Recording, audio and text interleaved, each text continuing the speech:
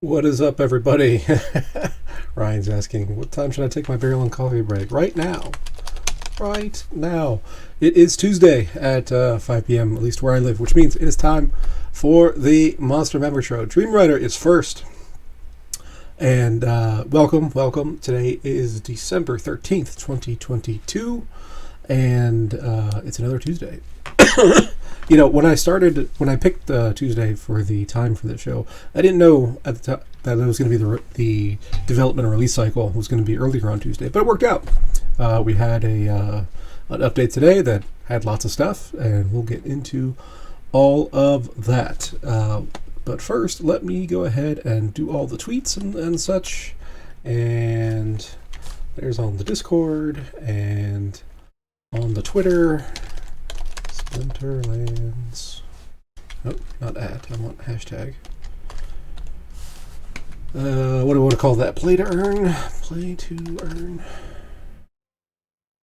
And tweet. And I'll even put it in the Deck 101 channel or server because we're going to be talking a bit about that stuff. So there we go. So welcome, everybody. If this is your first time tuning in, this is the Monster Maverick Show. This is all about Splinterlands, but not like how to play, not best strategies or lineups. This is about the earn side of play to earn. It's about the numbers and the economy and all that kind of stuff. As for who am I? I'm Neil. I'm your host. Splinterlands, Splinterlands Whale, day one player. I'm half the team behind X Chaos and now CLP, which is kind of a spin-off of X Chaos for the end of year promotional sale, which we will be getting into. Also, half the team behind the Venari Syndicate, which is for accredited investors who want to deploy capital into the Splinterverse. And we take the capital from our partners, we deploy it, earn a yield, and pay back to our partners. So that's for accredited investors only. So, not too many people qualify there, but, regulatory compliance stuff. We have to do it that way. Samsonite says land is here. Ish. Yes, ish. Samsonite is the alter ego of, of Venev. I remember this time. I always forget that. But, Cimarron is in here. It says evening. Welcome. So we got a bunch of stuff to talk about. So let's go ahead and let's play the theme song while we're here, because I like it.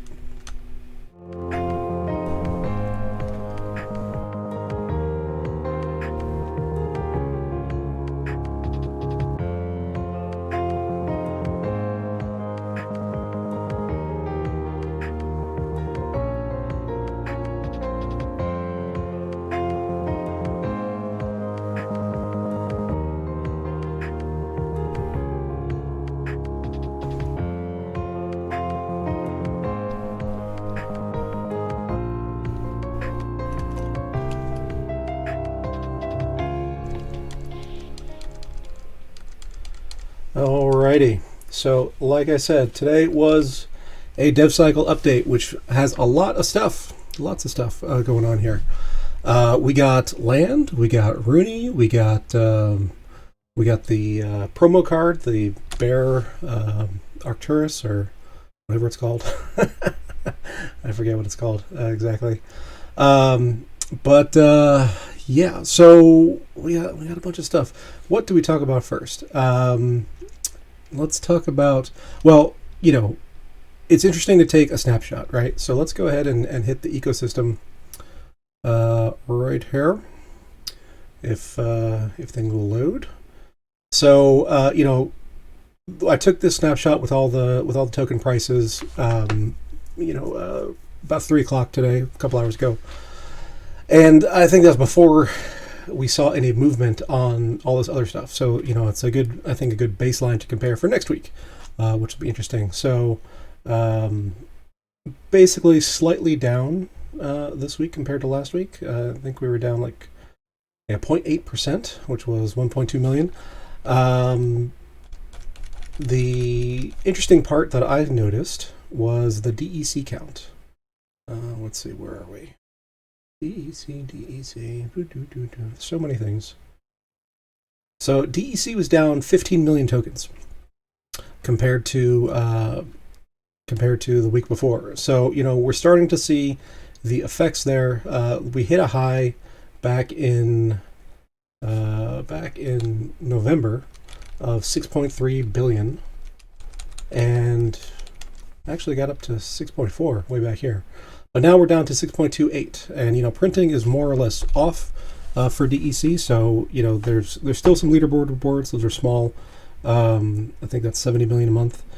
People can burn SPS and people can burn cards. So those are the sources for new DEC. And as we've talked about on the show before, we have to talk about we have to go through the DEC overhang, this existing supply that's out there in people's wallets. We got to chew through that in order for the SPS flywheel to kick in. And I think we're at the beginning of that process, basically. So what I want to see over the next like quite some time, several months, is this number to get lower and lower, and it's not going to be zero, but people will still need balances held in their accounts for transactional purposes. There'll still be bridges that need to have funds, but we want to see that down at a much lower level, and as that marginal supply decreases, given the demand that is inherent in the ecosystem, that should push the price up. So right now we're down about 740 splintoshis or so. Redeem challenge the streamer, IGN plus league 1,000 points. I still don't know what any of that means for Twitch, but that's a good thing. Yay.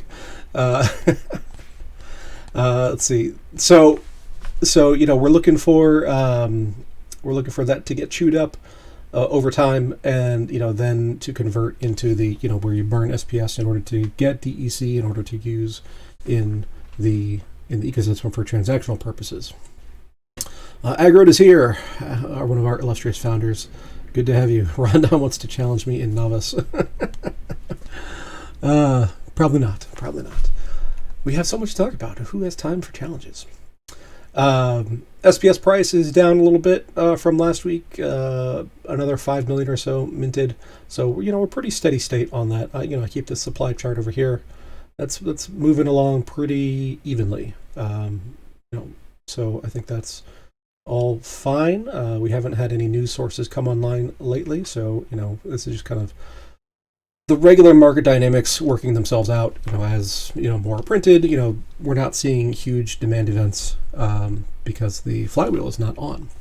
Now we do have the sale that's going on right now. The end of year promotional sale, which is the holiday deals. So we're expecting a lot of DEC to get retired, or at least temporarily retired. In this sale. So, most of these purchases are going to be in the form of DEC because it's cheaper, right? So you can pay in fiat or Bitcoin or whatever, or you can pay in DEC, and Splinterlands is honoring the DEC at the 1,000 Splintoshi rate. So that's about 25% higher than where it is right this second. So as these bulk purchases are purchased and go to Splinterlands, then they're not getting burned, but they're going to be soft retired. So they're not in circulation as much. So that has a virtual effect on the supply. So Ag's asking how much deck do I think is in the wild and not with Splinterlands or liquidity pools. I don't know. I've looked at the top holders here on Peak Monsters. They have their top holders thing here, and the top 10 accounts are all Splinterlands or Bridge related stuff. So it's a good chunk. So maybe half of that is in the wild, so to say, or maybe a third. But whatever the case is, it's enough to bring the price down to 740 Splintoshis. So we know YGG put in their first tranche already because they wanted to get the Water Summoner airdrop, which I don't think was that big a deal, and I think I've been proven right on that. Um, but what has happened is, part of what Splinterlands made available to YGG was the ability to add another tranche to their buy. And with CLP, which is the pool that Gerber and I have put together based on the XChaos technology, we are going to get folded in there with the YGG purchase. So we're combining forces, basically. So I'm still waiting on some numbers, official numbers from Splinterlands as far as what that means for potions and runi and guild halls.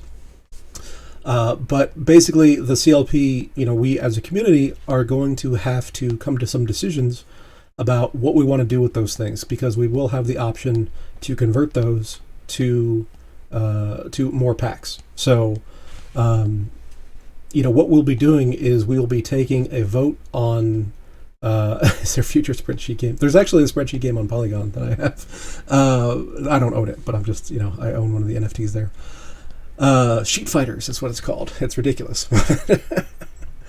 So what we'll be doing is we'll be in the Discord. We'll be taking votes and, on various, ideas there. So like one of the things that we have to decide on is what happens with the gold foil promo cards. So the current sentiment that we've been talking about today in the Discord is that, we have this minimum, 1 out of 50 promo cards are going to be gold foil. So thinking right now is that if you have 50 or more, or intervals of 50 CLP, then you'll get 1 gold foil out of that. If you have a fractional portion, like if you have 60 CLP, you get 1 gold foil, and then the remaining 10 will go into the general pool of assets that are sold into the market, and then the DEC is then split amongst CLP holders, if you get any. Yeah. So that's one proposal. Another proposal is we just sell all the gold foils, and we buy enough regular foils for everybody to get one, and then we take the DEC earnings and distribute it to CLP holders. Those are probably the two primary methods that we're talking about. But again, we're going to put this stuff to a vote. Do we want to convert potions to more packs? If we do convert stuff to more packs, what do we want to do with it? Do we want to sell those packs? Do we want to open the packs and rent them out and create an ongoing DEC distribution? There's a bunch of different avenues that we can go down here. Probably, I don't know, 5 or 6 different variations on what could be done here. So, it's be sure that you're in the Discord and taking part in the future votes, so that we have a good representation, because there's X number of people who are actually chatting in the Discord, but there's a bunch of holders and there's a bunch of people in there that are just lurking. So we'll be taking those votes and we'll be snapshotting them. We'll probably do like a 24-hour kind of thing. We have to get all this done obviously by next week. So once I have the official numbers, I will put that up to the various proposals, and it's great. Our linear and straightforward this economy can always be boiled down to simple up down for folks to get salty about. Yeah, it's always an option. So Domicile says I need 49 more CLP. Then got to sell my XChaos. You can. XChaos is obviously still paying DEC daily. We got our Possibilis. That's such a hard thing to say. But sales are slow, especially so. Conquer Yasik, that sold out in like 24 hours. So this is much slower than what we saw for that airdrop summoner. But is what it is. Some will be hot, some will be not, and we sell them slowly, over the into the market to kind of get like an average price, and the DEC is distributed accordingly. So XChaos, we still have 3 summoners to go. Is that right? Let's see how many. Chaos Legion, summoners, legendary. So let's do regular foil. So we've got 1, 2, 3. So yeah, we have 3 more to go. and they will be worth whatever they're worth. We've been getting Earth Death Dragon, as Damashon said. So, we get like 200 something of each airdrop for X Chaos, and then, that takes however long it takes to sell. So that's why we do the 1/30th balance distribution. For CLP, we're actually thinking of not doing the 1/30th and just doing a daily, whatever's in the account, distribute it for DEC. So that's I think that's what Gerber had said most recently. So so pay attention to the CLP Discord. Updates will be there. I'll also try to make posts, but my posting is a lot more work for me, and I've been my health has just been horrendous. But I'll try to get those into post formats. But the bears started to come out. Let's see, not the market bears, but Arkemis the bear. So one thing that was a little bit new and different with this post here was that the people who buy packs from the shop are going to be through January 12th, I think it was. Where was it?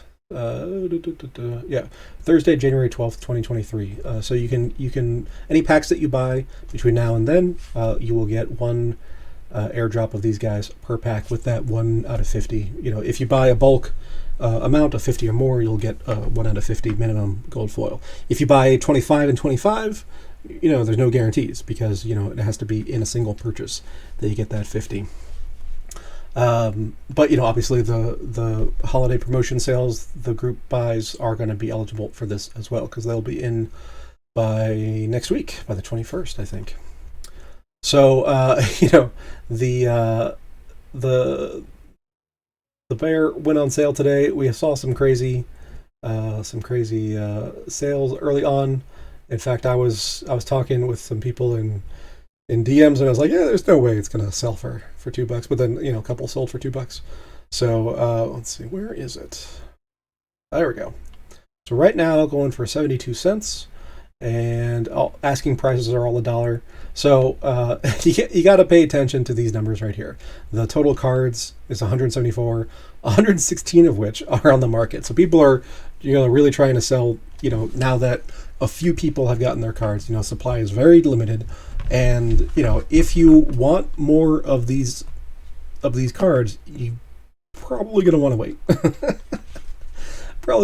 Because my guess is that prices are gonna come down. This is a common promo. We're getting 100,000, 200,000, 300,000. Lots of BCX are going to be minted here over the next few weeks. So if you're buying at these prices, I would say be prepared to hold them forever. I mean, one of the things that I like to do when I'm looking at, especially a new kind of card, is to compare, amongst its, class. So, it's a promo card. Yes, it's a common. So let's look at the other common promos, right? So Dragon Whelp, virtually none of them sell. There's only 1,900 of those, in existence, and 21 are on the market right now. So I don't know how comparable that's going to be. Enchanted Defender, what was that, an orb? There's 21,000 of those. Those go for 24 cents. It's not such a useful card. Armor Smith is super useful. I can tell, from the comments, who has them on the market. Armor Smith is super useful. It's in Wild now. It's not in Modern anymore. 23,000 cards there. 300 on the market. That goes for 25 cents. Low buy is much higher for singles, but combined is 25 cents. And Fat Jimmy's saying 400,000 printed is only 1,000 max copies. That is correct, but that's still a lot. Goblin Chef, 27 cents here. There's 20,000 of those. Molten Ogre, 18,000. So, there's going to be 20 times as many Arkemis the Bears compared to these guys, compared to the Orbs. But, there's a lot more players now. So does that balance out? Maybe. So, my guess, and this is just a guess, is that we'll see Arkemis the Bear kind of in these price ranges, in that 25 cent area. So I mean, if you can sell them for $1, then go for it. Well, 1 cent bears. I don't think they'll be. I don't think they'll be that much, or I don't think they'll be hit that much because it is a common. It does take lots of copies, and it's not like rewards cards that are constantly being printed. So there's going to be one print, and then it's going to be done. So my guess is that they retain more value than the rewards cards. Jarvis said I've been winning tons of games with the possible card. Biz is asking, how does I'm going to call it Possibilius because that's easier for me to say for some reason compared to Lear. Lear obviously was my airdrop summoner that I helped design. It's a good question. Let's look at the summoners, legendaries, water. So this is the class here. Obviously Lear and Valdemar are out of print. Lear is still in modern. Valdemar is not, and it's hard to say. Anytime there's new cards drop that are have large impacts, it changes the meta. So it's a little bit too early to say how it's going to compare to Lear. Lear is not strongly loved by the Splinterlands community because just for whatever reason it doesn't fit as well in the current meta. So the we'll see how it goes. Arkemis gold foils on sale for $80. Yep. Runi wins a lot of matches right now. Yeah, so Runi was also part of the update that we got today. I don't have Runi hooked up, but let's talk about the other part of the update today, which was regions. So if you go to your items, the inventory. Well, actually, before we even do that, I'll just do the. Is there not a way to stake Runi in game? Do I have to figure out how to do it on ETH? Can you stake on someone else at the moment? I don't think you can stake on someone else at the moment, but what you do is you go to your items and you can do manage Runi right here. So for me, I actually have my MetaMask wallet in Firefox and not in Brave, which is what you're looking at now. So it's kind of a pain to navigate both Splinterlands and Ethereum at the same time, which I'm not going to be able to do here. But you click this button right there, and then you'll be able to stake your Runi into the game. But and then you can play with it. Now, one thing that was interesting that I noticed was in the promos. Let's take that off. Take that off. Take off the. Let's look at the neutrals. I saw it earlier. I saw some Runis. Let's do. Maybe it's that way. Oh, I'm still looking at. No, I'm not. I saw some bids for runings for like $10, but I don't think they're actually workable. Yeah. All right. Never mind that. So we go over to items, and you go to land, and now we can convert our tokens to deeds. So when am I claiming my land? So this is the question, right? So we got this cool map, and it's funny. So I see these territories. I was like, well, this is Pacific Northwest, and this is wine country, and this looks like India to me, and this BRL has all these trees. It makes me think of Boreal, So I don't think I'm going to go on by the official names. But what is interesting here is that you can go through and you can click claim deeds. The critical part. Let me zoom in here. Is down here. Next available region is Glyphith. I don't know. Whatever. Next available tract is in tract 9, or is in region 9, tract 7. Next available plot is in region 9, tract 2, plot 62. So if you look on the map, and you can actually move this around and zoom in and stuff. So right now we are, they're going in sequential order. So 1, 2, 3, 4, 5, 6, 7, 8, 9. Or 9 and 10. So the next person who claims a region is going to claim this region, at least at the moment. This is obviously changing as people claim their things, and once they're claimed, and goes on to the next one.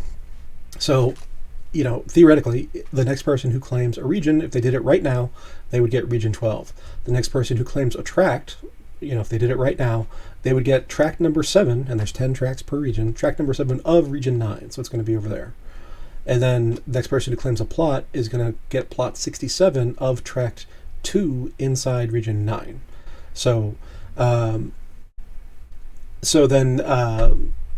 the question is, where do you want your stuff? That really is the question. So, I had thought once this update went live earlier today that there was going to be a mad rush for people claiming everything, and that has not happened. People are being pretty patient. So so you can see here I've got 69 individual plots. I've got 1 tract, and I've got 2 regions. It's like, well, do I want to claim early and get it up here, or do I want to wait and try to hopefully get somewhere else and hopefully not miss it? So there's some risk, I guess, to missing your favorite spot in doing that. Both. Yeah. So D Deco says there was a track sent to null wallets. I'm expecting there will be a lot of open lands at the bottom.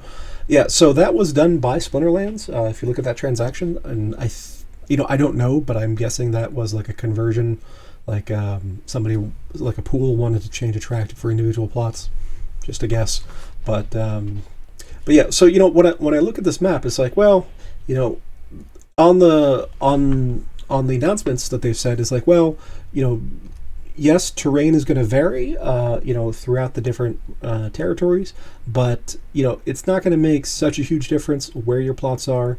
We know that in version 1, or we think in version 1, that transportation costs are not going to be a thing. Yabba is our other illustrious founder. The land rush will come when surveying goes live. Yeah, so surveying is when we convert our deeds into, like, it's this type of land with these kind of resources and all that kind of stuff. So that should be coming early 2023. I kind of want something like right in here. 27, 28. 29, 30, 63, 62. So, I don't know. For now, I'm going to wait. But just to show you the process, I will claim 1 plot, which I guess will be somewhere in region 9 here. So let's do that. Land registration. Select token type.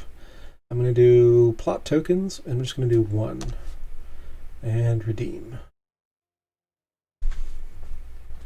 And I've got a little keychain pop-up coming up over here. I click confirm. Transaction has been signed successfully. Let's see what happens. And claim successful. Welcome to Pretoria. All right, so my total deeds is 1. And then over here, so this is the map view. I can look at my individual deeds. It says unsurveyed, so that's what Yabba was just talking about, meaning I don't know what's there, but this is the location. It's in the Pacific Northwest. Where'd it go? Pacific Northwest, Region 9, Track 2, Plot 67.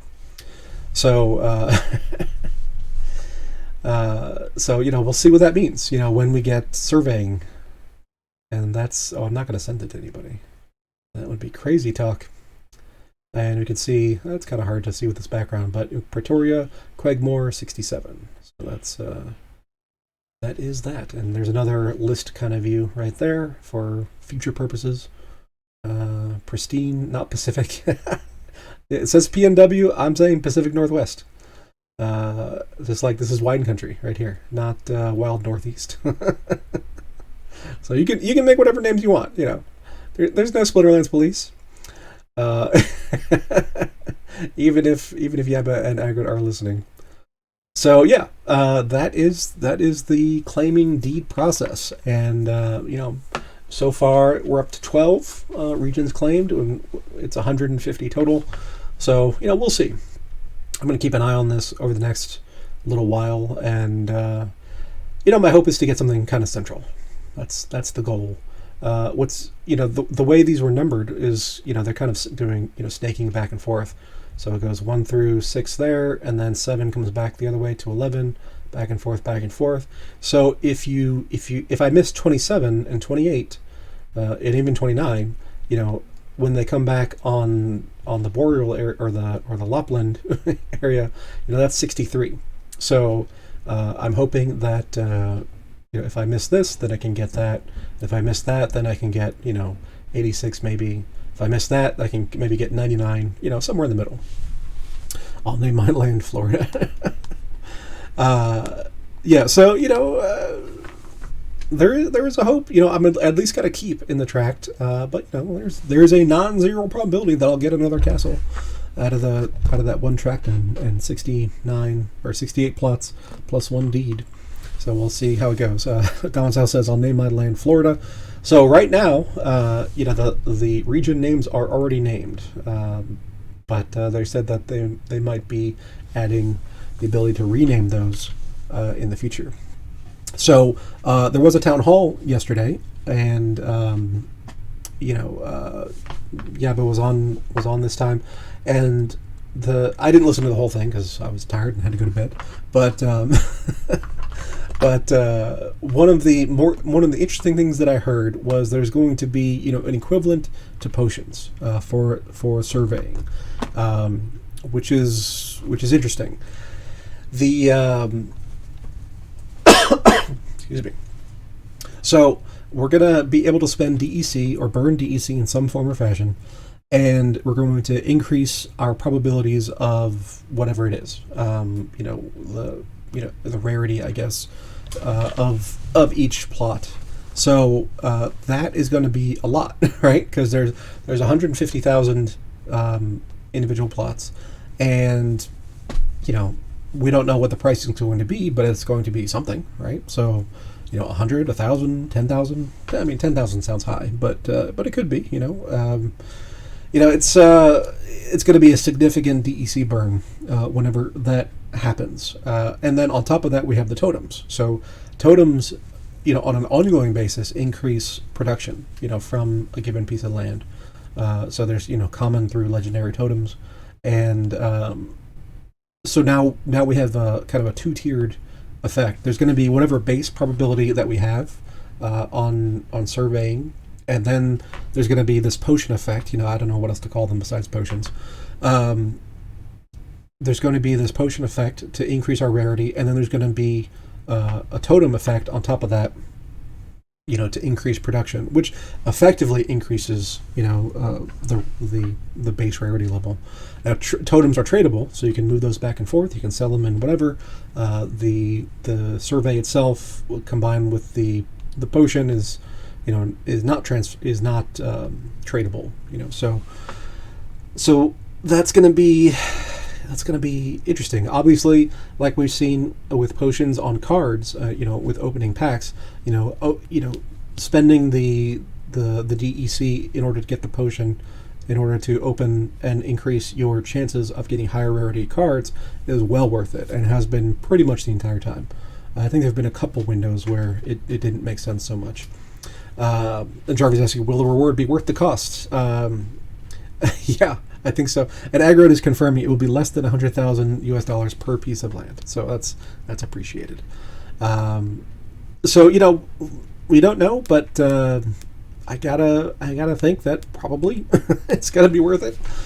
So because keep in mind, we're all in this together, sure, but there's also some competition here, right? If I have a piece of land and I get higher rarity, which produces more resources, I'll be able to produce more items and spells, which will then be worth more value, in the ecosystem.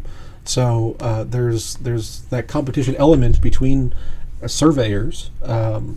So I tend to think it's going to be worth it in order to boost your net item and spell production, over the entire life cycle of lands. I don't know. Ryan saying hopefully we can also burn vouchers to get the potions. Could be. Vouchers have certainly continued to take a hit. They're down to, I think, 10 cents right now. Let's see. Vouchers. Yeah, down to 10.5 cents. So, incidentally, if you are organizing your own group sale, it's, with these guys here. So these extra voucher costs, those were equivalent prices when this was announced. But since vouchers have continued to fall, definitely worth buying your own vouchers on the secondary. Samsonite or Deco says maybe region or castle owners should make a new Discord community to build alliance. I'm sure that will be a thing. I've been half-heartedly pushing for tract owners and up to be to have their own group. Samsonite says vouchers need better utility. What happened to all the cool things need vouchers? Yeah, I don't know. They definitely do need more stuff. People's Guild says, is the current totem supply all that will ever be minted available? No.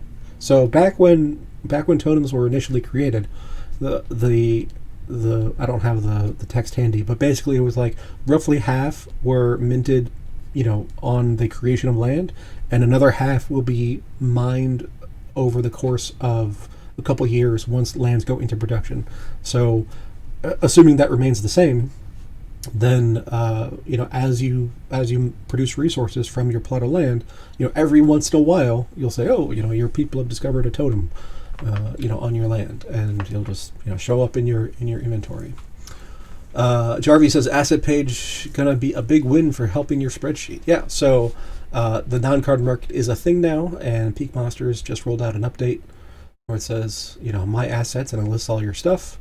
And you can list stuff for sale. Jarvie says that tomorrow or so we will be able to buy stuff for the non-card market inside inside Peak Monsters. I'm guessing through the same interface or some related page. So that's pretty neat. I got all my titles there. Maybe I should sell some Legionnaires. They're only $140. I don't know. We'll see. But now I can make those decisions, right? Because they weren't really tradable. I mean, they technically were. Like, you could do like console commands to move them around, but there was no interface before that. Splitter News says, I want this spreadsheet. Yeah, it's public. It's shared. Let me put it here. Tract plus chat. Who buys titles? I don't know. Somebody. I think there's one or two titles I don't have, and I find that annoying. So, Copy link. There. You can all view it. But it's basically the same stuff. Here's our chart over time. Up and down and up and down. One thing that was interesting, while I was doing my charting stuff, I loaded up the Bitcoin chart here, and we had a nice little green candle today. And so there was an inflation number that came out this morning. I think it was 7.1, which was lower than had been expected. It's still obviously high, but it's coming down. So the market seems to have interpreted that to mean that inflation is coming under control. The Fed will turn on the printer sooner rather than later, which means asset prices will go up, which means we need to front run all that stuff.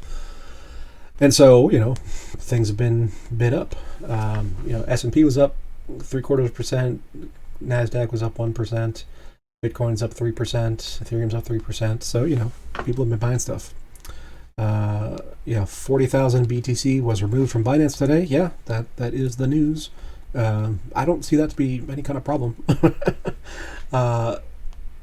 So there's been a lot of people, with exchanges failing kind of left and right. People are skeptical that Binance has the assets that they owe to people, and so far they've been okay. So I think of all the exchanges, I think Coinbase and Binance are probably the two most legitimate. Not playing games with user funds. So but yeah, I mean, I don't keep any funds on exchanges, certainly. So that's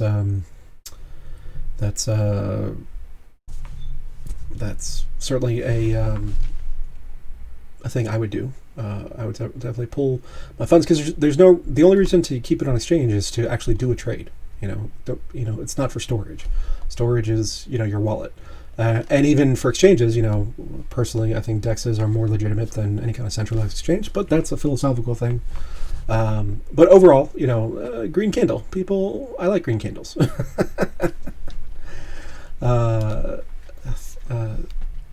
no idea why titles are tradable and skins are not. Shouldn't it be the other way?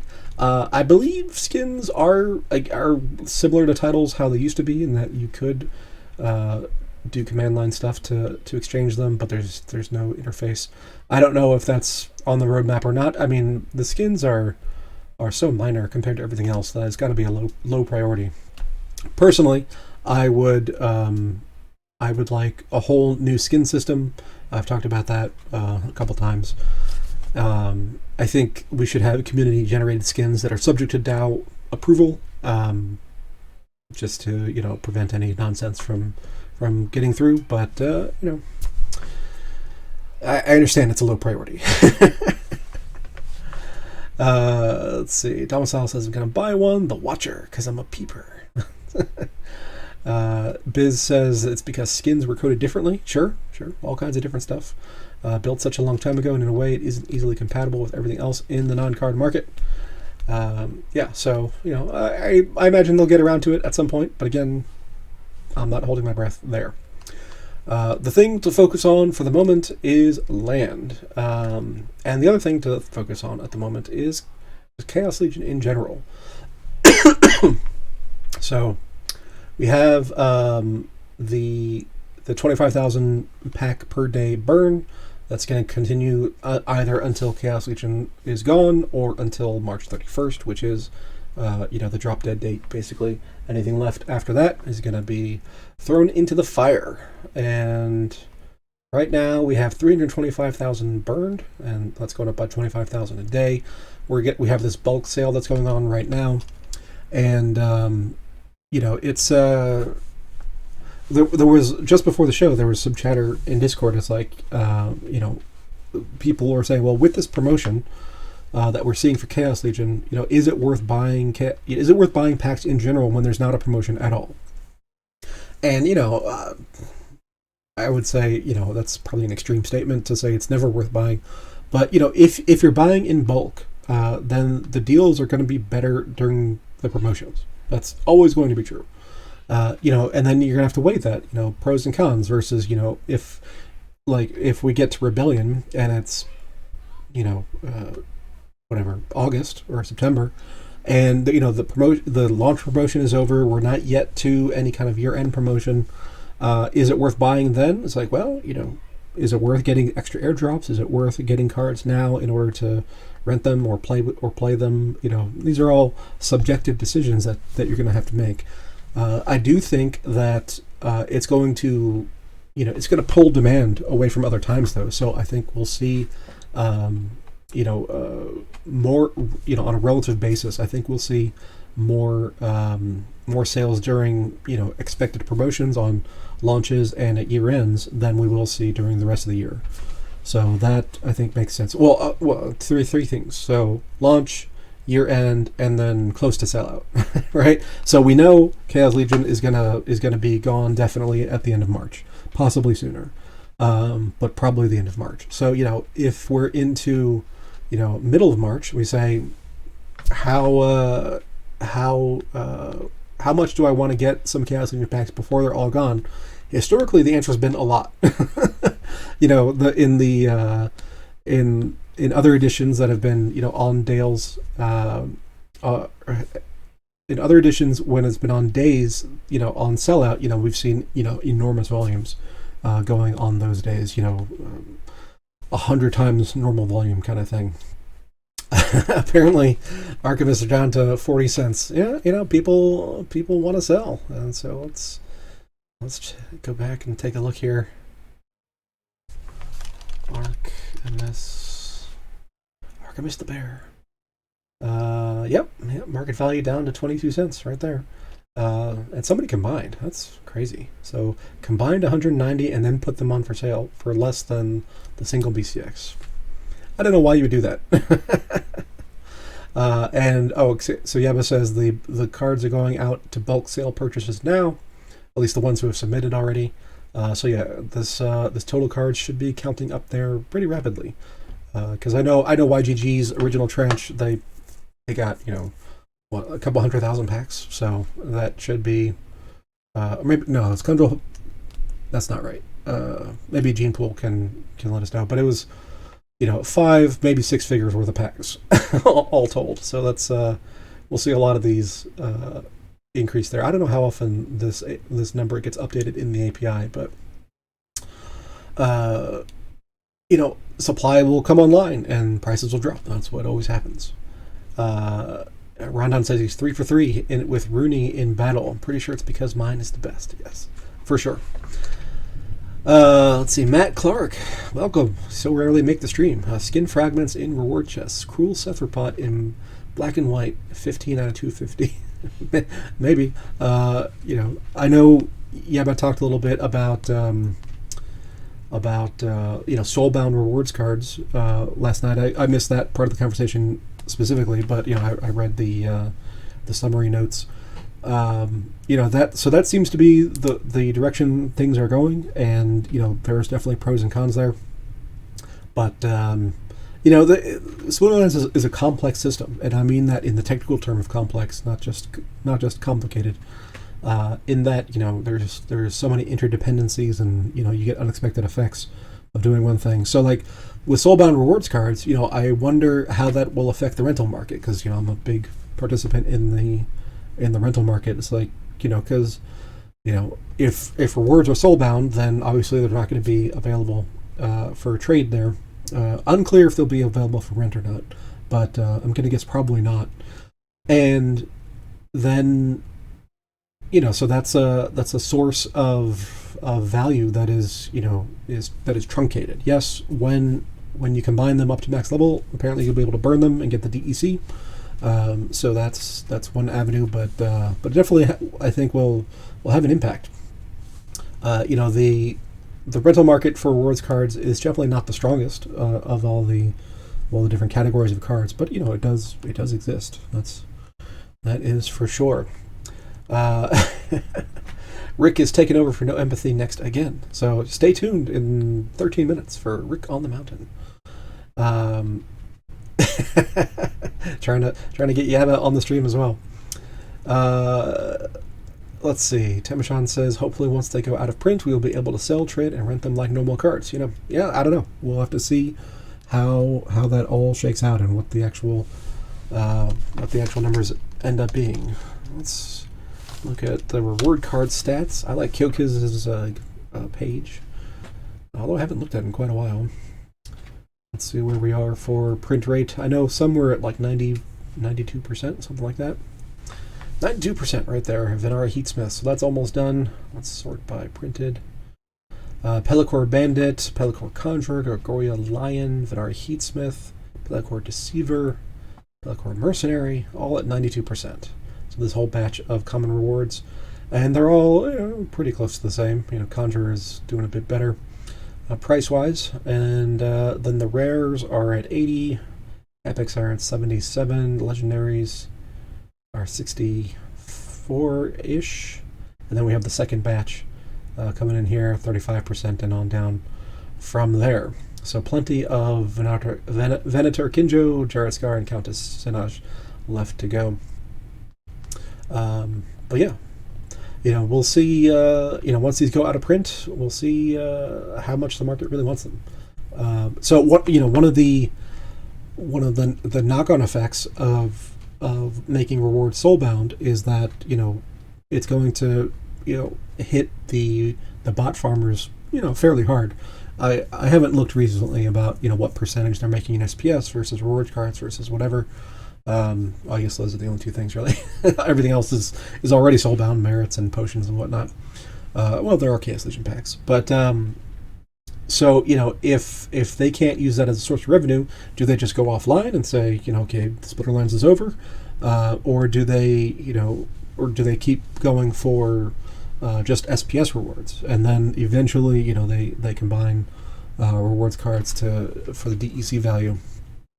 So if that's the case, then those are also big players in the rental markets. So this is sort of the complex effects that are could happen over time. So I'm not sure exactly how it's all going to shake out, but yeah, I think it'll be a non-trivial amount of difference. Let's see, how much percent gets printed every end of season? I don't know. I haven't really been tracking it all that closely. I think it's like a couple percent per rewards or per season. For the commons, probably like somewhere in the 2 to 4%, something like that. Fat Jimmy says killing bots will kill the rental market. I tend to think so as well. For now. Well, we will just have fun playing the game. Obviously that will still happen, but the economy will change. We'll see. Like I said, I think it'll be non-trivial. I think it'll have a material impact on the economy as a whole, and whether that will be a net positive in the long run or a net negative, I think would remain to be seen. Obviously, Yabba thinks it'll be a net positive. That's why he's pursuing it. But we'll see. Temeshan says they don't seem to want farmers here, even though I think they're an important part of the economy. Yeah. So I mean, people, it's a double-edged sword, right? Because people complain about farmers that are just selling everything and depressing prices otherwise, but then they're also using cards. So is it a net negative? Is it a net positive? I don't think the answer is terribly clear. Also, we have lands coming online that'll be sucking up a good bit of demand for cards. So, will that replace the demand that farmers were putting into the system? Maybe. It's like I said, it's complex. I don't think there's a straightforward answer. For me, obviously, fully functional land producing items and spells can't get here soon enough. We've been looking forward to that for 2 years now. And then we get the DEC system going, the SPS flywheel starting to pump value into SPS. And I think that'll all be to the good. But, the great thing about SPS will be the flywheel. And related to that is the GLX system, because GLX is taking all that and starting fresh. It has the same system for burning tokens to get the transactional currency GLUSD in order to buy whatever is going to be available for purchase in the GLX or the Genesis League goals system. There's going to be packs and whatever else, skins, and I don't know exactly how the game's going to work, but it does have the same burning system, but without the overhang. So that's going to be, I think, a lot more volatile on the GLX side than people are expecting. And we actually got pack staking went live today. Pack staking was live, but pack staking rewards went live today. I don't think people are really pricing in the effect that the flywheel will have. So I'm continuing to stake my GLX. I haven't bought any packs. I don't plan on playing the game. And on a per dollar basis, buying GLX directly is still, I think, better than buying packs. But if you plan to play the game, then you're going to need packs, and while you're doing that, might as well stake them in order to earn some additional GLX. Yabba saying farming in this sense is necessarily bad for games like this. For people to farm, they must receive more than they put in, or they wouldn't do it. So they are taking money out of the system regularly and at scale. The money comes from everyone else who's here to play the game for the long term. That's all true. But that does not necessarily mean it's net negative, because it could very well be that they are bringing additional activity that wouldn't be there otherwise. It's hard to there's no scientific test, right? Because there's no controls. We just have what is now versus what will be, or what was yesterday and what will be tomorrow. Like I said, it's complex. There's going to be attendant consequences. There's going to be unintended consequences. Now, my hope is that everything works out great, but we'll see. And the lands coming in to take the place of the farmers' demand in for cards themselves, and for purchase, and then card rentals. I think that's probably a reasonable approach, and obviously it won't be one for one, but hopefully it'll be same order of magnitude, or at least, or more, maybe greater demand for land usage than there was in-game usage. My thought with card staking in lands was always kind of like, well, we should basically almost obsolete wild. So, we have the two reward pools, one for wild and one for modern. And, especially with the relative difference in populations of cards for modern and wild, for like alpha, beta, versus Untamed and Chaos Legion, then I think it, hopefully, if everything works out, then we will very rarely see alphas and betas in battle, and that they will have more demand in land staking. And then it gets to a certain point, where the equilibrium is reached, and then it's like, well, if I have this one beta card, then I'll win, X number of times more, and it'll be worth keeping it in game or in battle rather than in land. So, so yeah, I mean, it's land. I'm hoping to be, the great sucking force for those older cards. Deco says yes, but the cards will be used at the next year, so rewards cards will liquid, not getting used for a year.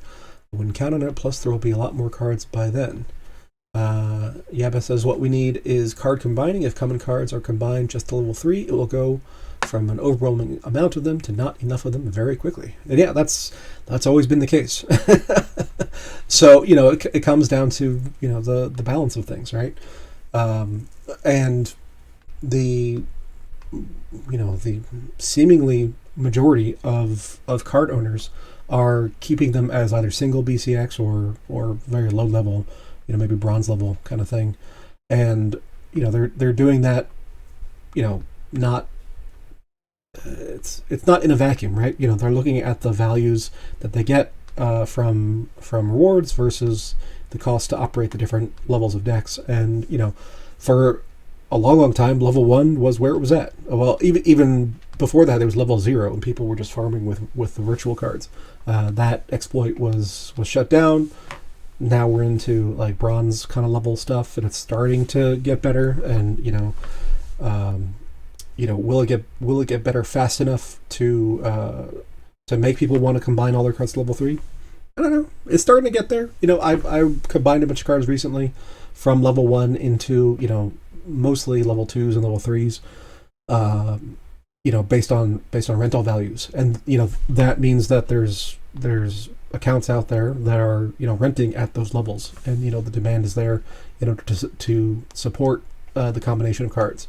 So yeah, we're starting to get there. It's not all cards by any means. I'm mostly talking about Chaos Legion here, but maybe a third of the cards are renting better at level 2, 3. A few are renting better at top levels, 10, 8, 6, 4 than anything else. But that's only a handful of those.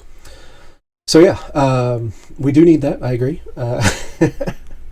How quickly we get there is up for debate. I think the quickest way to get there is one to get the SPS flywheel moving, so that the battle rewards and the chest rewards are worth a whole lot more, because SPS would get pumped.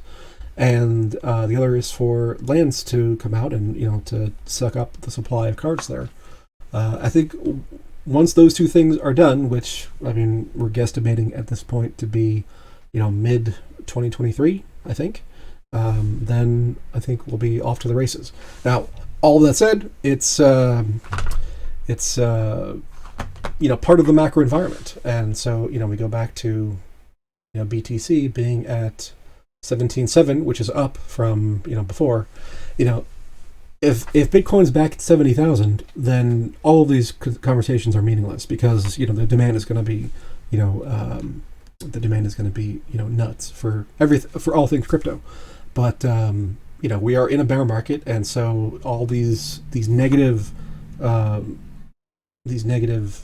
not effects but influences are magnified in the bear market. So I'm still optimistic. I'm still stacking plenty of coins. I'm in CLP. I'm going to be buying some more Chaos Legion packs, and be sure to come in and vote if you are a CLP member. But otherwise, that's it for today. And we'll talk to you next week.